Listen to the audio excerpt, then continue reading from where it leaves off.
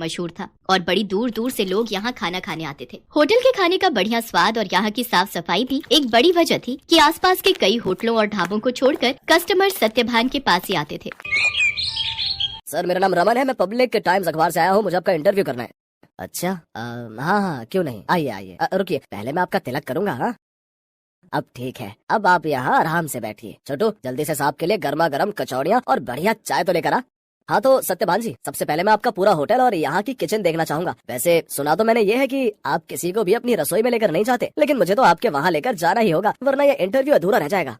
अरे बस वो बात ऐसी है कि आप तो जानते ही हैं, होटल के बिजनेस में सारा खेल खाने में इस्तेमाल होने वाले मसालों और रेसिपी का ही है, और यहाँ मैंने और मेरे साथियों ने बड़ी मेहनत से ये सब तैयार किया है।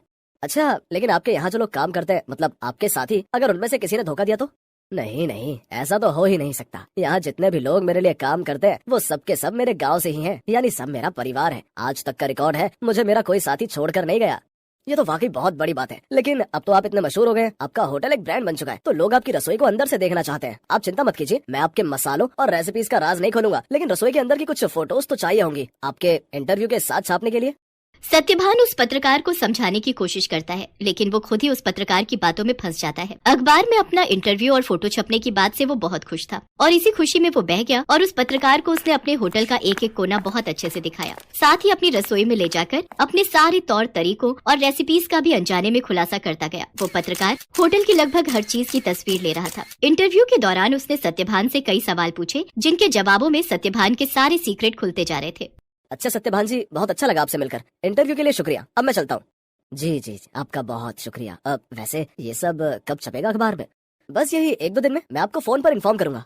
इतना कहकर वो पत्रकार सत्यभान के होटल से बाहर निकलता है और कुछ दूर पहुंचते ही मुस्कुराते हुए अपने गले में पहना हुआ आई कार्ड उतारकर एक कूड़े के ढेर में फेंक देता है। बड़ा अक्लमंद समझता था खुद को, एक नंबर का बेवकूफ निकला ये तो। असल में ये आदमी कोई पत्रकार था ही नहीं, पास ही मौजूद एक दूसरे होटल के मालिक का रिश्तेदार था, जो पत्रकार बनकर सत्यभान के सारे सीक्रेट जानने के लिए उसके पास गया था। ये आदमी अपने मकसद में पूरी तरह से कामयाब हो चुका था। इधर सत्यभान रोज सुबह के अखबार में अपने इंटरव्यू के छपने का इंतजार कर रहा था। जा छोटू, देख तो अखबार आ गया होगा। अब तो पूरे 4 दिन हो लिए, आज तो पक्का अपनी फोटो छपी होगी। छोटू फौरन उस दिन का अखबार लेकर आता है, लेकिन बीते दिनों की तरह उसमें भी सत्यभान और उसके होटल का जिक्र तक नहीं था। ये देखकर सत्यभान उदास हो जाता है। ऐसा कई दिनों तक होता रहा। फिर सत्यभान ने उम्मीद ही छोड़ दी और ये सब कुछ भुला दिया। फिर एक दिन अचानक सत्यभान के होटल में रेड पड़ जाती है। फूड इंस्पेक्टर अपने कुछ आदमियों के साथ सत्यभान के होटल पहुँचते हैं और वहाँ मौजूद हर चीज की जाँच करने लगते हैं। देखिए, हमें आपके होटल के खिलाफ शिकायत मिली है कि आप खाने में नकली सामान का इस्तेमाल करते हैं।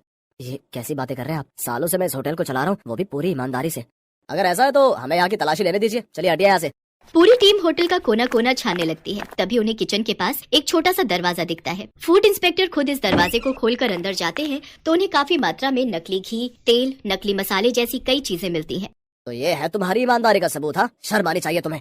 सत्यभान को कुछ समझ ही नहीं आ रहा था कि आखिर उसके साथ हुआ क्या। खाद्य विभाग की टीम सत्यभान के होटल को सील कर देती है। साथ ही सत्यभान को जेल भेज दिया जाता है। एक ही पल में सत्यभान का सब कुछ बर्बाद हो गया था। उसका परिवार सड़क पर आ गया था। सत्यभान खुद को बेगुनाह साबित नहीं कर सका और उसका सब कुछ जुर्माने की रकम अदा करने में चला जाता है। उसके गाँव के लोग जो उसके लिए काम किया करते थे, वो भी उसका साथ छोड़कर गाँव वापस चले जाते हैं, सिवाय छोटू के। चलो, तुम्हारी जमानत हो गई है। जमानत की बात सुनकर सत्यभान चौंक जाता है। वो बाहर आकर देखता है तो एक वकील के साथ खड़ा छोटू उसका इंतजार कर रहा था। छोटू, तूने ये सब कैसे किया बेटा? तेरे पास इतने पैसे कहाँ से आए? मैं तो बिन माँ बाप का एक लावारिस था मालिक। आपने मुझे सहारा दिया था तो मैं आपको इस हाल में अकेला कैसे छोड़ देता? आपको याद है, मैं हर महीने की तनख्वाह से कुछ पैसे जोड़ता था अपनी आगे की पढ़ाई के लिए। बस वही आज काम आ गए। छोटू की बात सुनकर सत्यभान की आंखों में आंसू आ जाते हैं और वो छोटू को गले लगा लेता है। लेकिन अभी भी सब कुछ ठीक नहीं हुआ था। शहर भर में सत्यभान का नाम खराब हो चुका था। इसलिए सत्यभान अपने परिवार और छोटू के साथ शहर छोड़कर अपने गांव चला जाता है। वहाँ बांस के बड़े बड़े जंगल थे, जिनके बीचों बीच एक छोटी सी झोपड़ी बनाकर सत्यभान और उसका परिवार रहने लगता है। सत्यभान के पास गुजर बसर के लायक भी पैसे नहीं थे, इसलिए उसे कुछ तो करना ही था। तभी एक दिन उसने गाँव के एक बच्चे को एक आधे कटे बांस में कुछ खाते हुए देखा। सत्यभान उस बच्चे के पास गया और उससे बोला, बेटा, ये क्या खा रहे हो? ये हरे बांस का अचार है और ये रोटी है। ये बर्तन, ये भी बांस से बना है। वो यहाँ गांव में बांस ही सबसे ज्यादा उगता है ना, तो हम लोग इसी का ज्यादा से ज्यादा इस्तेमाल करते हैं।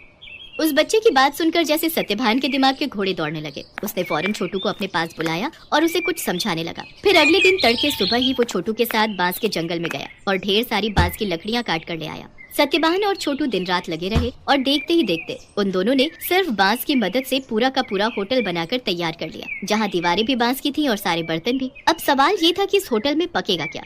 मालिक, आप चिंता मत कीजिए, हमें जाकर सब लोगों से बात करनी चाहिए जो शहर में अपने साथ काम करते थे। मुझे विश्वास है कि वो सब हमारा साथ जरूर देंगे। छोटू की बात मानकर सत्यभान अपने गांव के लोगों से बात करता है। धीरे धीरे गांव के कई लोग उसकी मदद के लिए आगे आते हैं। कई लोग उसे मुफ्त में राशन देते हैं, जिसके साथ हरे बांस का इस्तेमाल करके सत्यभान और छोटू होटल के लिए खाना बनाते हैं। और इस तरह एक बार फिर सत्यभान का होटल चल पड़ता है। लेकिन हालात अब पहले से बहुत अलग थे। कई दिनों तक सत्यभान के होटल में एक भी ग्राहक नहीं आता। फिर एक दिन शहर से कुछ दोस्तों का एक ग्रुप वहाँ आता है और सत्यभान के अनोखे होटल को देखकर चौंक जाता है। कुछ नया आजमाने के इरादे से वो सभी सत्यभान के होटल के अंदर आ जाते हैं। सत्यभान उन सब की बहुत ही अच्छे से खातिरदारी करता है और फिर भाई वाह, मजा आ गया। ये तो बिल्कुल ही नया एक्सपीरियंस था। शहर से इतनी दूर इतनी अच्छी सर्विस और उससे भी बढ़िया खाना।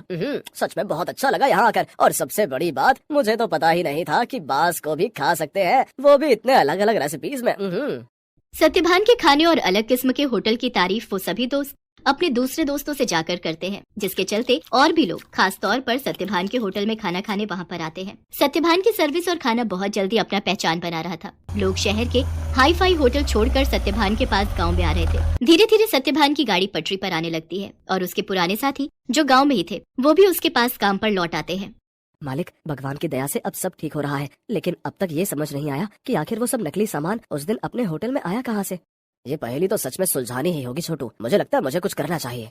सत्यभान के पास अब इतने पैसे जमा हो चुके थे कि वो अपने खिलाफ रची गई साजिश की जांच करवा सकता था। वो अपने केस को रीओपन करवाता है और एक प्राइवेट डिटेक्टिव की मदद से सारा सच बाहर निकलवाता है। असल में रमन जो सत्यभान के पास पत्रकार बनकर आया था, ये सब उसके और उसके रिश्तेदार की सांठगांठ थी, जो सत्यभान के पुराने होटल के पास ही अपना होटल चलाता था। साथ ही सत्यभान की तरक्की से जलता भी था। रमन के द्वारा जुटाई गई जानकारी की मदद से ही वो सारा नकली सामान रातों रात चुपके से सत्यभान के होटल के अंदर पहुंचाया गया था। प्राइवेट डिटेक्टिव ने सारे जरूरी सबूत जुटा लिए थे, जिनकी मदद से दूध का दूध और पानी का पानी हो गया। दोषियों को सजा मिली और सत्यभान को उसकी खोई हुई इज्जत। शहर में मौजूद सत्यभान की सारी संपत्ति उसे वापस मिल जाती है, जहाँ सत्यभान फिर से अपना होटल शुरू करता है, लेकिन बिल्कुल नई थीम, नए तौर तरीकों